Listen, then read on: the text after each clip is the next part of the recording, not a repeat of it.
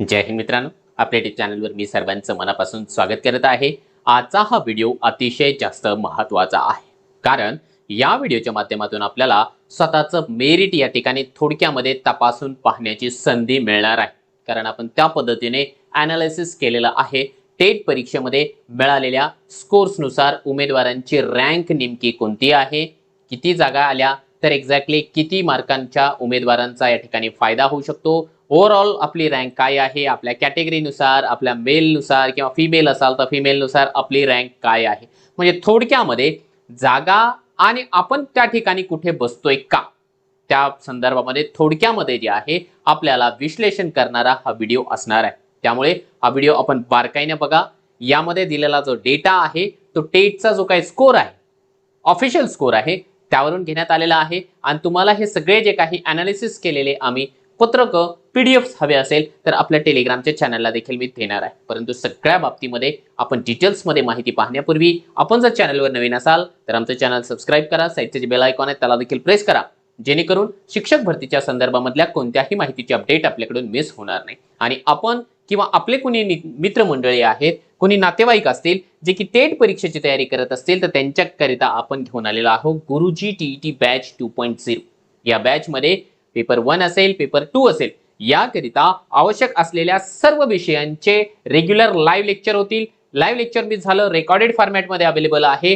त्यासोबत प्रत्येक विषयाचे पीडीएफ नोट्स, टेस्ट सिरीज 2013 ते 2025 च्या सर्व प्रश्नपत्रिकांचं व्हिडिओ एक्सप्लेनेशन आणि त्याच्यासोबतच सीटीईटीची कंप्लीट रेकॉर्डेड बॅच अगदी मोफत यामध्ये तुम्हाला मिळणार आहे। आता या सगळ्या बाबती तुम्हाला मिळणार आहे आपल्या मास्टर टीचर नावाच्या ॲप्लिकेशनवर। त्यामुळे आपण आता ताबडतोब या ठिकाणी मास्टर टीचर हे जे ॲप आहे डाउनलोड करा आणि टीईटीच्या अभ्यासाला सुरुवात करा।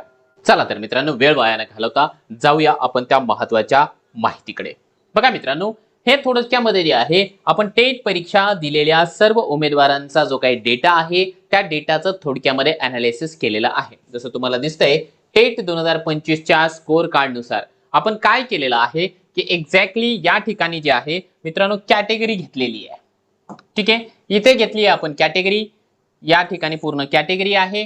कॅटेगरीच्या उमेदवारांना 0 मार्क कितीला आहे, 1 ते 20 पर्यंत किती जणांना मार्क्स आहेत, 21 ते 40, 41 ते 60 असं करत करत जे आहे 181 ते 200 असे मार्क्स किती उमेदवारांना आहे या कॅटेगरी मधल्या, जेणेकरून आपल्याला लक्षात येईल की आपल्याला आपली रँक कोणत्या ठिकाणी बसू शकेल। असं आपण प्रत्येक कॅटेगरीच्या उमेदवारांसोबत केलेलं आहे।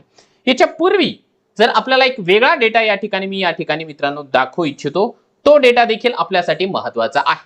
बघा, या ठिकाणी जे आहे टेट कॅन्डिडेटची रँक वाईज मेरिट लिस्ट आहे। ठीक आहे, ऑल महाराष्ट्राचे जेवढेही उमेदवार आहेत की ज्यांनी टेटची परीक्षा दिली होती, ज्यांना 0 पासून ते 190 पर्यंत मार्क्स मिळालेले आहेत त्या सर्वांना, ठीक आहे, तर ही जी रँक आहे ती आपण आपल्या मास्टर टीचर प्लॅटफॉर्मच्या वतीने जे आहे तुम्हा लोकांना फ्रीमध्ये देतोय। या सगळ्या गोष्टी तुम्हाला टेलिग्रामच्या चॅनलला भेटेल। टेलिग्रामची लिंक या व्हिडिओच्या डिस्क्रिप्शनला पण आहे आणि पहिली जी कमेंट आहे जी पिन करून ठेवलेली आहे त्याही ठिकाणी तुम्हाला मिळून जाणार आहे। आता ही जी रँक आहे, रँक वाईज जी काही पीडीएफ आहे ती देखील आपण दिलेली आहे। आता ही झालेली आहे जनरल सगळ्या कॅटेगरीची, ठीक आहे, सर्व कॅटेगरीची। परंतु तुम्हाला वाटलं की यार मी जनरल कॅटेगरीचा उमेदवार आहे, मी ओपनचा उमेदवार आहे, जनरल कॅटेगरी म्हणजे ओपनचा उमेदवार, मला ओपनचीच रँक पाहिजे आहे, तर ओपनच्या रँकसाठी हे लक्षात घ्या की ओपनचे एकूण उमेदवार जे आहे 36,496 आहेत। त्यामध्ये या ठिकाणी 10,000 मेल, 26,000 फिमेल आणि 1 ट्रान्सजेंडर आहे। ठीक आहे, हा ओपनचा डेटा झाला। हे एवढे उमेदवार ओपनचे आहेत, जनरलचे आहेत। त्यानंतर जर तुम्ही म्हटलं की नाही यार मी जे ओपनचा नाहीये, मी एससी कॅटेगरीचा आहे, तर हा एससी कॅटेगरीचा ऑफिशियल आकडा आहे। एकूण उमेदवार या ठिकाणी 31,000 आहेत, त्यापैकी 12,000 मेल, 19,000 फिमेल एससी कॅटेगरीचे। आणि या ठिकाणी जे आहे एससी कॅटेगरीची रँक वाईज या ठिकाणी यादी, ठीक आहे, 0 मार्कापर्यंत। त्याच्यानंतर तुम्ही जर म्हटलं नाही नाही मी एसटी कॅटेगरीचा उमेदवार आहे, मला एसटी कॅटेगरीची द्या, तर ही एसटी कॅटेगरीची रँक आहे 19,324 उमेदवार या ठिकाणी जे आहे एसटी कॅटेगरीची मेल फिमेल आपण या ठिकाणी पाहू शकता। आणि ही खाली त्यांची जी आहे यादी आहे उतरत्या क्रमाने। त्याच्यानंतर जर आपण म्हटलं यार मी एनटीबीचा उमेदवार आहे, मग एनटीबीची किती उमेदवार आहेत, एनटीबीचे आहेत आणि ही त्यांची रँक वाईज पीडीएफ ती पण दिलेली आहे। त्याच्यानंतर तुम्ही जर म्हणत असाल मी एनटीसीचा उमेदवार आहे, मग एनटीसीचे किती उमेदवार आहेत?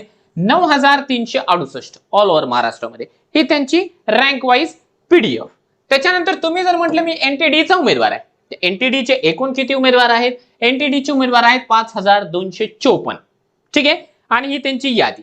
त्याच्यानंतर जर मित्रांनो आपण उमेदवार असाल एसबीसी स्पेशल बॅकवर्ड क्लास, ते स्पेशल बॅकवर्ड क्लासचे 3086 उमेदवार आहेत महाराष्ट्रामध्ये, हे मेल फिमेल, आणि ही त्यांची यादी. त्याच्यानंतर ओबीसी जर का आपण गृहीत धरले तर ओबीसीची यादी सर्वात मोठी आहे, 66,482 उमेदवार ओबीसीचे आहे. हे मेल फिमेलचा रेशो तुम्हाला या ठिकाणी दिसतोय, आणि ही त्यांची एकूण यादी.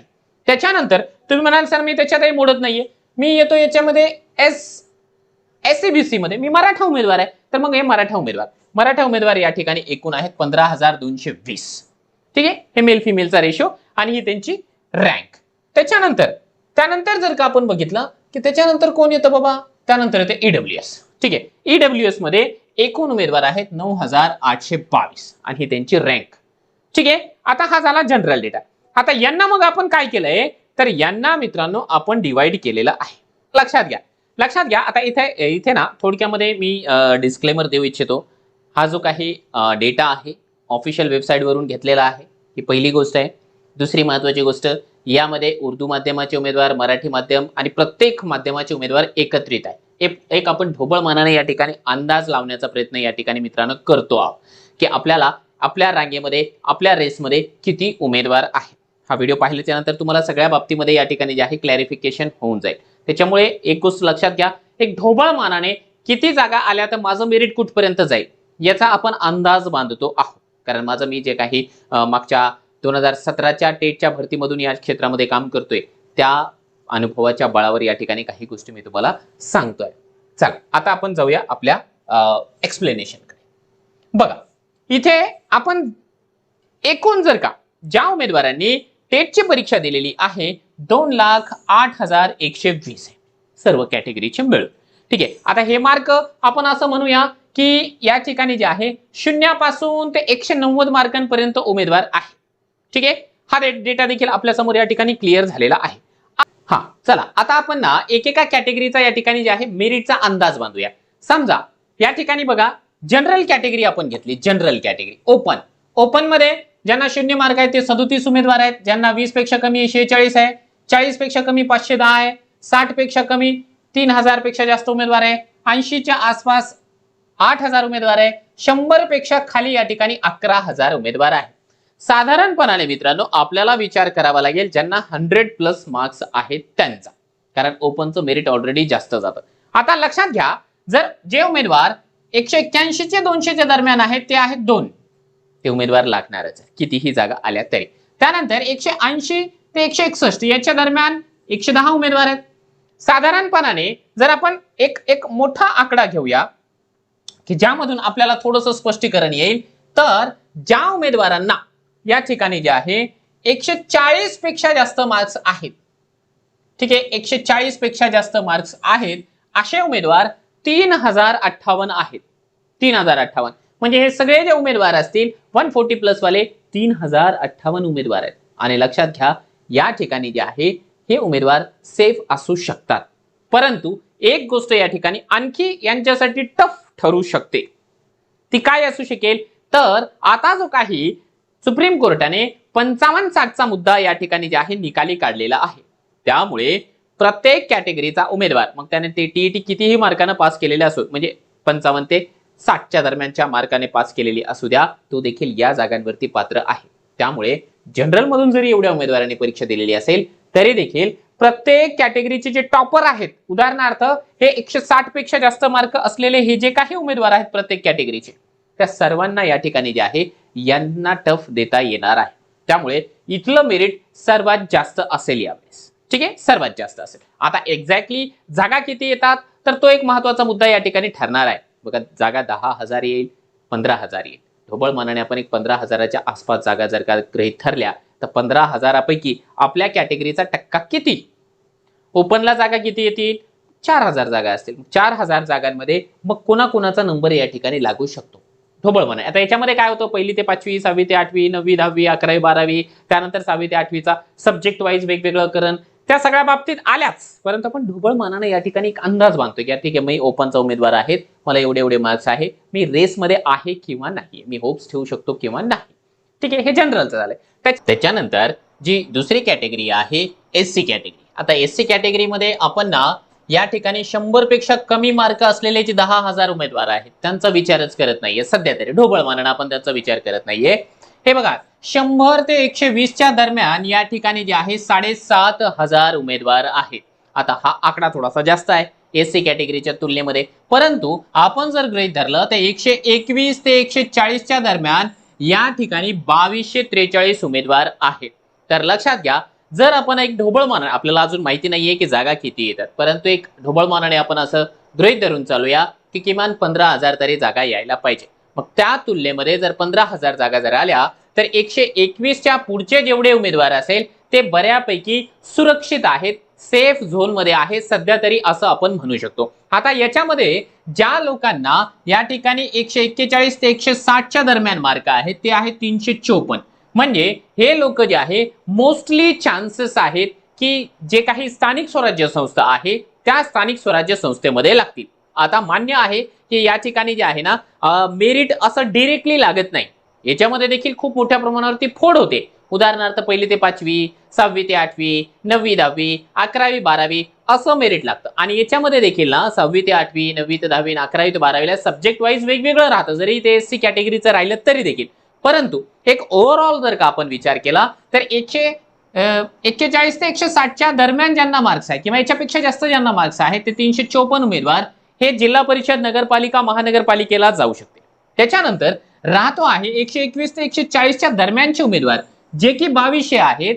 तर या उमेदवारांना मोस्टली चान्सेस आहे की विथ इंटरव्ह्यू मध्ये चान्स भेटू शकेल. आता याचा अर्थ असा नाहीये की हे 101 ते 120च्या दरम्यानच्या उमेदवारांना चान्सेस नाहीये, त्यांना चान्स लागेल, परंतु त्यांना जे आहे संधी थोडीशी कमी आहे असं आपण या ठिकाणी सांगू शकतो. आता यामध्ये पण काय होतं, एक डिस्क्लेमर तुम्हाला लोकांना या ठिकाणी सांगतो की उदाहरणार्थ हे आपण गृहीत धरलेलं आहे जनरल एससी उमेदवार. ठीक आहे, इथे एससीचं उदाहरण देतोय, परंतु प्रत्येक कॅटेगरीला सेम उदाहरण गृहीत धरायचं तुम्ही. एससी जनरल, आता यामध्ये समांतर आरक्षण वेगळं आलं. समांतर आरक्षणामध्ये एससी महिला, एससी भूकंपग्रस्त, एससी प्रकल्पग्रस्त, एससी खेळाडू, एससी अंशकालीन, एससी अनाथ, एससी दिव्यांग या पद्धतीने आणखी समांतर आरक्षण भेटतं. त्यांचं मेरिट जे आहे ना नॉर्मल मेरिट पेक्षा 2, 3, 4 मार्कांपर्यंतही खाली जाऊ शकतं. राहतोय काही खेळाडू म्हणा किंवा अंशकालीन यांचं मेरिट थोडंसं जास्त खाली जातं त्यांच्या कॅटेगरीमध्ये. परंतु एक गोष्ट लक्षात घ्या की जे एससी कॅटेगरीचे उमेदवार आहेत ज्यांचं रँक आहे 354, ठीक आहे 354 किमान, ते सगळे जिल्हा परिषद नगरपालिकेला लागून जातील. ज्यांचा रँक 2200च्या आसपास आहे, किमान 2200 आहे, ते सगळे जे आहे सुरक्षित त्यांनी गृहीत धरायचं आहे, ते कुठेतरी लागणारच आहे, भले मग ते रयतमध्ये लागो किंवा एखाद्या प्रायव्हेट सोसायटीमध्ये लागेल.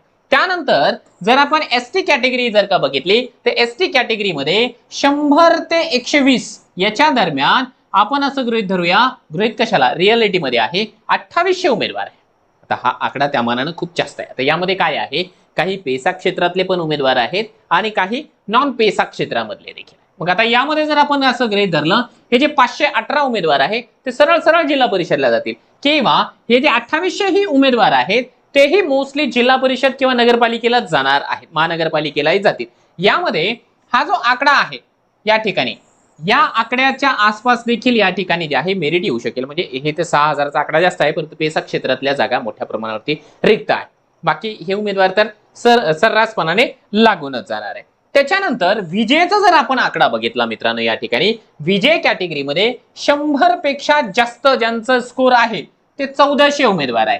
आता जर एकूण जागा किती आणि त्या जागांच्या तुलनेमध्ये विजेचा वाटा किती ते जर का आपण या ठिकाणी समजू शकलो तर मग आपल्याला लक्षात येईल की 121 पेक्षा जास्त फक्त जे आहे 400 उमेदवार आहेत आणि ज्यांचा रँक विजेमध्ये किमान 393 प्लस आहे ते सगळेजण या ठिकाणी लागण्याची दाट शक्यता आहे, कारण एवढ्या जागा तर येऊ शकतील ऑल ओव्हर महाराष्ट्रामध्ये. मग त्यांच्यासाठी ही गुड न्यूज आहे. आता राहते आहेत की बाबा 392 नंबर जर असेल, मग आता 93च्या मागे आहे मी, मग ते लोक जे आहे प्रायव्हेट सोसायटीज मध्ये जातील.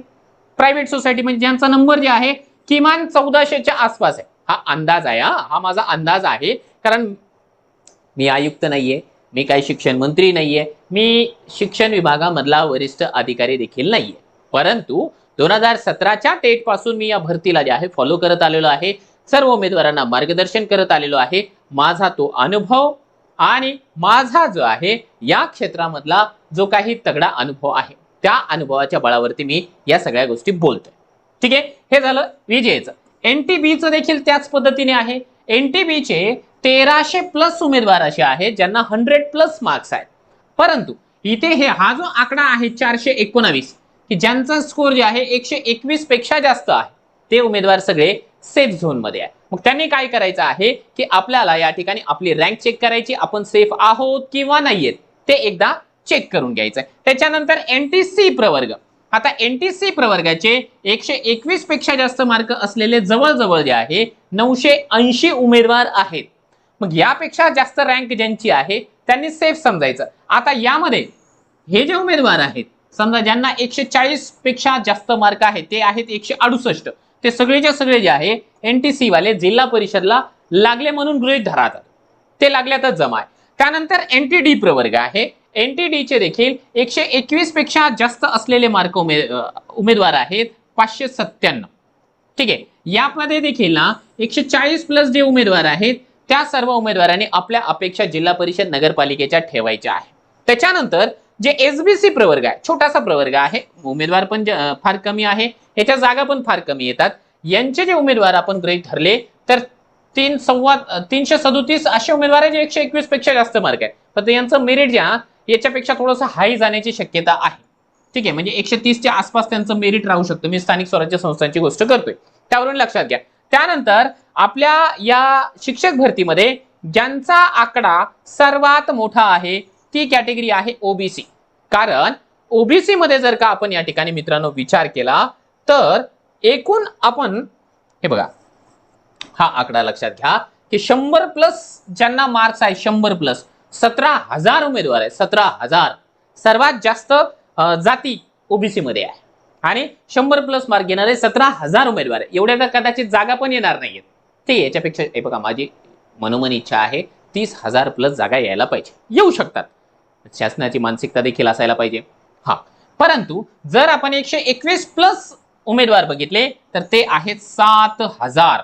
मग आता विचार करा, जर समजा 15,000 जागा आल्या तर त्याच्यापैकी अर्ध्या जागा ओबीसीला येऊ शकतील का? नाही येणार आहे. म्हणजे यांचं जे मेरिट आहे ते कुठेतरी 125 पेक्षा जास्त लागण्याची शक्यता आहे. आता यामध्ये देखील ना, आता हे 160 प्लस वाले तर जिल्हा परिषदेला गेले, त्याच्यानंतर 140 प्लस वाले ही उमेदवार या ठिकाणी जे स्थानिक स्वराज्य संस्थेला जातील, परंतु 130च्या आसपासचे सगळे उमेदवार या ठिकाणी विथ इंटरव्ह्यूला लागण्याची शक्यता आहे. हा आपला अंदाज आहे. त्यानंतर एससीबीसी जे मराठा प्रवर्गाला जे आहे आता ईडब्ल्यूएस मधून बाहेर काढले, तर त्या आणि त्यांना त्यांचा वेगळा प्रवर्ग दिला. ईडब्ल्यूएस मधून पण बाहेर आले आणि ओबीसी मधून पण काही उमेदवार या ठिकाणी बाहेर आले. आता असे उमेदवार या ठिकाणी जे आहे 100 प्लस 5,000 आहेत आणि 120 प्लस आहेत 2700. म्हणजे याही प्रवर्गाचं मेरिट बऱ्यापैकी जास्तच लागणार आहे. कारण मराठा समाजाला जे आहे आतापर्यंत सवय येते ओपनला टक्कर द्यायची, ते कारण त्यांना ओपन मधूनच या ठिकाणी कॉम्पीट करावं लागतं आणि त्यांच्या मुलांनी ऑलरेडी चांगला अभ्यास केलेला आहे, त्यांचं मेरिट बऱ्यापैकी हाईच राहणार आहे. मग आता यांचं जे मेरिट आहे खऱ्या अर्थानं गेम या ठिकाणीच इथून पुढेच असणार आहे. इथून पुढचा त्यांचा गेम आहे. याच्यापेक्षा 120 पेक्षा कमी मार्कवाल्या उमेदवारांनी अपेक्षा थोड्याशा कमी ठेवायच्या. कडू बोलतोय असा अर्थ नाहीये याचा की तुम्हाला लागणारच नाहीये, पण होप्स जराशा कमी ठेवा, प्लॅन बी रेडी ठेवा, असं मला सांगायचं आहे. त्याच्यानंतर सर्वात शेवटचा प्रवर्ग येतो आहे ईडब्ल्यूएस. ठीक आहे, ईडब्ल्यूएस मध्ये जर का आपण या ठिकाणी हे बघा, या ठिकाणी ना हे दोन आकडे जराशे लक्षात घ्या. या दोन आकड्यांमध्ये किंचितचा बदल आहे. ठीक आहे, हे 16,000 एससीबीसीचं सांगितलंय, पण तो ऍक्च्युअल मध्ये 15,200 आहे. म्हणजे एक 700-800 उमेदवारांचा या ठिकाणी कमी फरक आहे. आणि या ठिकाणी जर आपण ईडब्ल्यूएस ला 8,900 उमेदवार दाखवले, परंतु हे देखील या ठिकाणी जे आहे 9,900 उमेदवार. आता हे असं का झालं?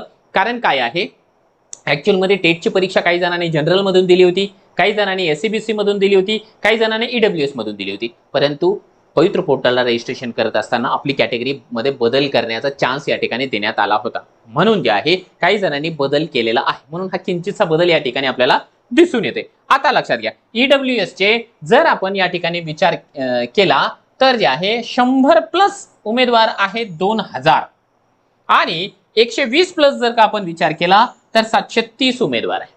ईडब्ल्यूएसचं मेरिट बऱ्यापैकी खाली येऊ शकतं, मॅक्झिमम चान्सेस आहे. आता हे 730 जर का आपली रँक असेल ईडब्ल्यूएस मध्ये, तर आपण या ठिकाणी व्हेरी व्हेरी सेफ आहात असं आपण गृहीत धरूया. यांना जे आहे इंटरव्ह्यूचा चान्स असेल. आता उदाहरण म्हणून ना तुम्हाला एक जनरल सांगतो. जनरल काय सांगतो की आपली मेरिट कशी चेक करायची, बरं कशी चेक करायची लक्षात घ्या. समजा आता आपण कोणतं सुरू आहे, ईडब्ल्यूएस सुरू आहे. आता तुम्ही ईडब्ल्यूएस चे उमेदवार आहात, ठीक आहे. एकूण जर का आपण या ठिकाणी जागा गृहीत धरल्या 15,000 ढोबळ मानाने. आता 15,000 जर जागा आपण या ठिकाणी आल्या एकूण असं गृहीत धरलं, तर ईडब्ल्यूएसचा टक्का आहे 10, ठीक आहे. मग 15,000 जागांपैकी ईडब्ल्यूएस ला यायला पाहिजे 1500 जागा, ठीक आहे. अशा ऍक्च्युअल मध्ये तसं येत नाही, कमी जास्त, कारण रोस्टर प्रमाणे त्या ठिकाणी कार्यरत शिक्षक किती आहे ते पाहिल्या जातं. पण एक उदाहरण आपण असं जनरल म्हणून घेऊया, किंवा 15,000 जागा आल्या तर त्या 15,000 जागांपैकी या ठिकाणी ईडब्ल्यूएसचा टक्का 10 असतो, 10%, आणि त्यानुसार जे आहे 1500 जागा त्यांच्या वाट्याला यायला पाहिजे. मग आता 1500 जर का जागा आल्या असतील ईडब्ल्यूएसच्या, तर या ठिकाणी बघा आता 1500 तर आता लक्षात घ्या ईडब्ल्यूएस मध्ये इथे जे आहे 120 ते 140च्या दरम्यान 730 उमेदवार आहे. 1500 जागा आल्या तर हे सगळे लागलेच. याच्यानंतर जर आपण याच्यापेक्षा मागे आलो तर 101 ते 120च्या दरम्यान किती आहेत उमेदवार या ठिकाणी 2024. मग आता आपण 1500वी रँक पाहायची, 1500 जागा आल्या ना आपली रँक पाहायची. मग आपली रँक पाहण्यासाठी आपल्याला काय करायचं, तर आपल्याला एक काम करायचं. हे बघा तुम्हाला ना ईडब्ल्यूएसची ही यादी आहे, ठीक आहे. ही ऑफिशियल यादी आहे. मग आपण काय करणार, ही यादी आहे तर या यादीमध्ये आपली रँक शोधणार, ठीक आहे. टेलिग्रामला ही मी तुम्हाला पूर्ण पीडीएफ देतो आहे. यामध्ये तुम्हाला तुमची जी आहे रँक शोधायची की 1500वी रँक आहे बघा, हे 2000 झालाय, ओके ओके 1600 आलाय. हे बघा समजा 1500 जागा आल्या, तर मग आता तुम्ही स्वतः काय करायचे, ही पीडीएफ बघायची आणि ही आहे 1500, ठीक आहे. हे 1500 आहे, ठीक आहे. ते लकी उमेदवार जे कोणी असेल ते, ठीक आहे. मला कोणाचं नाव या ठिकाणी हायलाइट करायचं नाहीये, फक्त कोणाचं नाव या ठिकाणी दिसत असेल तर सॉरी फॉर दॅट. माझं कोणालाही या ठिकाणी जे आहे हायलाइट करण्याचा उद्देश नाही, परंतु उदाहरण म्हणून तुम्हाला सांगतोय. समजा ते 1500 रँक तुमची आहे, तर इथून पुढे जेवढे उमेदवार आहेत ते सर्वांनी स्वतःला सेफ समजून घ्यायचं आहे. प्रत्येक कॅटेगरीवाल्याने तसंच समजायचं की एवढ्या जागा आल्या तर मग आपल्या कॅटेगरीला किती येतील, आणि आपल्या कॅटेगरीला तेवढे आले तर मग आपण किमान सेफ आहोत किंवा नाही. आता हा देखील जर आपण या ठिकाणी रेशो बघितला तर तेही ॲक्युरेट नसणार आहे, कारण याच्यापैकी किती उमेदवार 1ली ते 5वीला पात्र आहे, किती उमेदवार 6वी ते 8वीला पात्र आहे. मग 6वी ते 8वीला पात्र आहे तर मग त्यांची मेथड कोणती आहे, मग मेथड कोणती आहे तर मग त्यांचा विषय कोणता आहे तेही आपल्याला क्लिअर नाहीये. पण सध्या जे आहे या ठिकाणी एक अंदाज बांधण्यासाठी याप्रमाणे आपण स्वतःचं मेरिट लावून घेऊ शकतो की आपल्या कॅटेगरीला एवढ्या जागा आला तर मग आपलं या ठिकाणी जे आहे रँकिंग किती आहे, आणि मग आपण याच्या वरती आहोत किंवा आपण याच्या खाली आहोत. आणि दुसरी गोष्ट आपल्याला ही पण करता येते की आपला जो आहे इंटरव्ह्यू मध्ये स्कोर आपला किती आहे ते देखील आपण या ठिकाणी जाणून घेऊ शकतो. कारण त्या पद्धतीने आपल्याला सांगितलेलं आहे की टेटचा स्कोरला 75% वेटेज, बाकीच्या गोष्टींना 10वीला 12वीला किंवा प्रोफेशनल क्वालिफिकेशन, एज्युकेशनल क्वालिफिकेशनला किती वेटेज ते देखील त्यांनी या ठिकाणी सांगितलेलं आहे. वरचे फक्त 10 मार्क जर का आपण खालचे इंटरव्ह्यूचे सोडले तर वरचे जे आहे 90 मार्कांपैकी आपल्याला किती मार्क मिळत आहेत ते आपल्याला लक्षात येऊन जातं. मग त्यानुसार देखील आपण या ठिकाणी अंदाज बांधू शकतो की आपलं नाव जे आहे मेरिटच्या अंतिम यादीमध्ये येईल किंवा कसं. बापरे, जास्त मार्क्स तर जनरल मेरिट कसं आहे तर लक्षात घ्या. आपल्याला जर आपण 140 ते 160च्या दरम्यान